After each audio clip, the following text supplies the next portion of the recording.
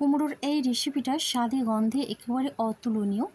যে কোনো নিরামিষ দিনে কুমড়োর এই রেসিপিটা অবশ্যই ট্রাই করতে পারেন। ভাত, রুটি, পরোটা সবটার সঙ্গে কিন্তু খেতে দারুণ লাগে। তো নমস্কার বন্ধুরা, মনীষা রান্নাঘরে সবাইকে স্বাগত। প্রতিদিনের মতো আবারও নিয়ে চলে এলাম দুর্দান্ত স্বাদের রেসিপি, আর সেটা হচ্ছে কুমড়ো আলু রেসিপি। আর এটা আমি কিভাবে বানাই অবশ্যই আপনারা দেখতে থাকুন। তো দেখুন বন্ধুরা, এখানে আমি নিয়েছি কুমড়োটাকে এইভাবে কেটে ধুয়ে পরিষ্কার করে নিয়েছি। আর কুমড়োতে অল্প করে আমি খোসা রেখেছি, তাতে করে কিন্তু কুমড়োটা যখন রান্না হবে খুব সহজে গলে যাবে না। আর নিয়েছি আলুটাকে এইভাবে করে কেটে নিয়েছি।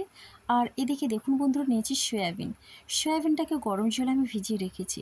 দুর্দান্ত লাগে কুমড়ো আলু সয়াবিনের এই রেসিপিটা।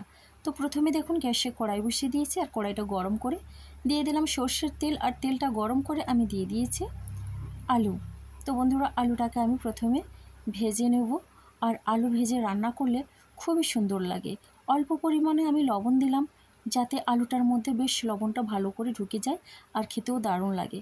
তো বন্ধুরা দেখুন, লবণ দিয়ে আলুটা আমি ভালো করে নেড়ে চেড়ে নিলাম। আর এখন আমি ঢাকনা দিয়ে আলুটাকে ভেজে নেব। তো বন্ধুরা, ঢাকনা দিয়ে আমি আলুটাকে ভেজে নিয়েছি, তবে ঢাকনা খুলে মাঝে মধ্যে নেড়ে চেড়ে নিয়েছি। আর এইভাবে আলুটাকে লাল লাল করে ভেজে নিয়েছি। আর এখন আলুটা আমি তুলে নেব।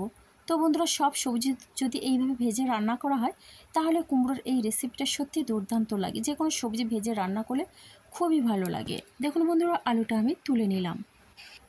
আর এবার ওই তেলের মধ্যেই আমি দিয়ে দিচ্ছি কুমড়ো। তো কুমড়োটাকেও আমি ভেজে নেব। কুমড়ো ভেজে নিলে খুবই ভালো লাগে খেতে।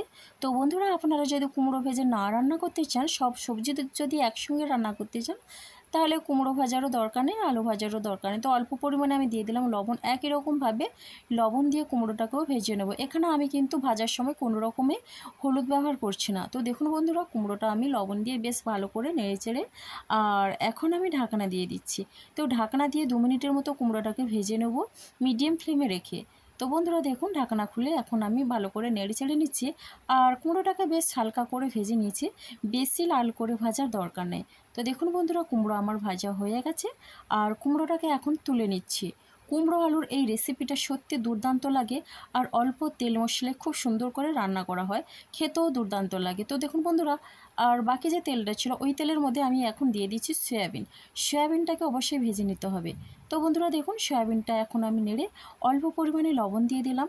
লবণ দিয়ে সয়াবিনটা ভেজে নিলে কিন্তু খেতে খুবই ভালো লাগে। তো বন্ধুরা, কুমড়োর এই রেসিপিটা আপনারা যে কোনো নিরামিষ দিনে রান্নাটা করে নিতে পারেন, খুবই ভালো লাগে খেতে। তো দেখুন বন্ধুরা, সয়াবিনটা এখন নেড়ে চেড়ে এটাও আমি হালকা করে ভেজে নেব। তো সয়াবিনটা আমার ভাজা হয়ে গেছে। তবে হ্যাঁ, সয়াবিনটা কিন্তু বেশি ভাজা যাবে না, বেশি ভাজলে সয়াবিনটা শক্ত হয়ে যায়। তো সয়াবিনটা ভাজা হয়ে গেছে, আর এখন আমি সয়াবিনটাও তুলে নিলাম। এরপরে দেখুন, কড়াইতে আবারও দিয়ে দিলাম সর্ষের তেল। তো তেলটা অল্প পরিমাণে দিলাম, দিয়ে দিচ্ছি 2টো শুকনো লঙ্কা কেটে। আর এখন আমি দিয়ে দিচ্ছি একটা তেজপাতা।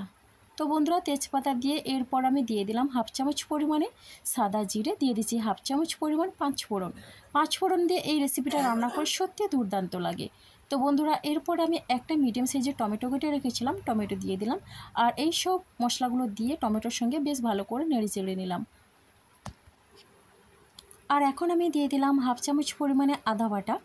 তো আদা বাটা না দিলে কিন্তু কুমড়োর এই রেসিপিটা একেবারে ভালো লাগে না। তো তার জন্য আদা বাটা অবশ্যই দিতে হবে। তো বন্ধুরা দেখুন, অল্প তেল মশলায় খুব সুন্দর করে কুমড়োর এই রেসিপিটা আমি বানিয়ে নেব। খুবই সুন্দর লাগে কুমড়োর এই রেসিপিটা। যে একবার খাবে সে কিন্তু বারবার খেতে চায়। আর এটা অবশ্যই একবার হলেও আপনারা ট্রাই করবেন, দেখবেন একবার খাওয়ার পরে আপনারা বারবার এই রেসিপিটা বানাতে থাকবেন। তো এখন আমি নেড়েচেড়ে ভালো করে টমেটোটাকে গলিয়ে নিলাম। তো বন্ধুরা, এরপরে আমি এখানে দিয়ে দিচ্ছি 1/2 চামচ পরিমাণে হলুদের গুঁড়ো।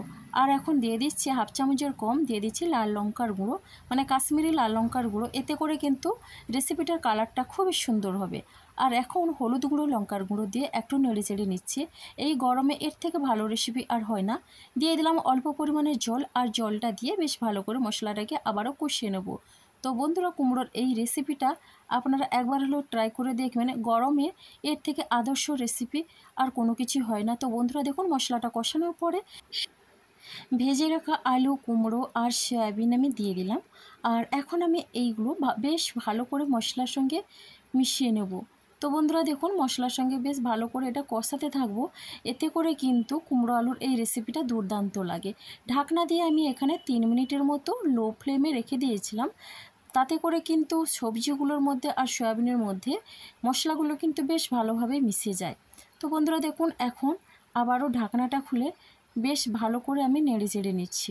অল্প তেল মশলায় বেশ সুন্দর করে কুমড়োর এই রেসিপিটা রান্না করা যায়, তাতে করে কিন্তু ভীষণই ভালো লাগে। তো বন্ধুরা যারা কুমড়ো খেতে পছন্দ করে না, আপনারা একবার হলেও ওটা ট্রাই করবেন, তাহলে দেখবেন স্বাদটা কিন্তু মুখে লেগে থাকবে। তো দেখুন এখন আমি জলটা দিয়ে দিলাম পরিমাণ মতো, আর জলটা দিয়ে বেশ ভালো করে আমি নেড়ে চেড়ে মিশিয়ে নিচ্ছি। আর দেখুন বন্ধুরা এখন আমি স্বাদ অনুসারে দিয়ে দিলাম লবণ। লবণটা দিয়েও একই রকমভাবে বেশ ভালো করে আমি মিশিয়ে নিচ্ছি, আর ঢাকনা দিয়ে আমি এটা রান্না করে নেব। তো বন্ধুরা ঢাকনা দিয়ে দিলাম, আর ঢাকনা দিয়ে আমি এটা 5 মিনিটের মতো রান্না করেছিলাম। 5 মিনিট পরে ফিরে এলাম, আর দেখুন বন্ধুরা রেসিপিটা প্রায় হয়ে গেছে। যেহেতু সয়াবিন আছে, ঝোলটা বেশি শুকনো করার দরকার নেই, এমনিতেই সয়াবিনটা কিন্তু ঝোলটা টেনে নেবে। এবার আমার সব সবজিগুলো সেদ্ধ হয়ে গেছে, আর এখন আমি দিয়ে দিচ্ছি এখানে হাফ চামচ পরিমাণে চিনি, দিয়ে দিচ্ছি হাফ চামচের কম জিরের গুঁড়ো। এতে করে কিন্তু খুবই ভালো লাগে, আর চিনি দিলে কিন্তু সব কিছুর স্বাদটা ব্যালেন্স করে। আর মিষ্টি মিষ্টি কুমড়োর এই রেসিপিটা খুব ভালো লাগে, তার জন্য একটু চিনি দিতে হবে। কুমড়োর রেসিপিটা কিন্তু একেবারে রেডি হয়ে গেছে। তো আপনারা তো ছোলা দিয়ে কুমড়ো রেসিপি খেয়েছেন, একবার সয়াবিন দিয়ে এই রেসিপিটি ট্রাই করবেন, দেখবেন দুর্দান্ত স্বাদ লাগে। সত্যি অসাধারণ কুমড়োর এই রেসিপিটি ভালো লাগলে অবশ্যই লাইক, শেয়ার, কমেন্ট এবং সাবস্ক্রাইব করে আমার পাশে থাকবেন। কুমড়োর রেসিপি আমার একেবারেই রেডি। তো বন্ধুরা দেখুন দেখতে কতটা সুন্দর হয়েছে, স্বাদে গন্ধে একেবারে দুর্দান্ত হয়েছে। তো বন্ধুরা কুমড়োর এই রেসিপিটি কেমন লাগলো অবশ্যই আপনারা একটা মিষ্টি কমেন্ট করবেন। তো আপনাদের কমেন্ট কিন্তু অনেকটা উৎসাহ দেয় নিত্য নতুন রেসিপি দেওয়ার জন্যে। একবার হলেও কুমড়োর এই রেসিপিটা ট্রাই করবেন, তো দেখবেন বন্ধুরা দুর্দান্ত স্বাদ পাবেন। তো বন্ধুরা দেখুন আজকের রেসিপিটি আমার এই পর্যন্ত, আর আগামীকাল আসবো আবার একটা নতুন রেসিপি নিয়ে। তো আপনারা সবাই সুস্থ থাকুন, ভালো থাকুন। অসংখ্য ধন্যবাদ, আর অনেক অনেক ভালোবাসা রইল আমার সোনা বন্ধুদের জন্যে।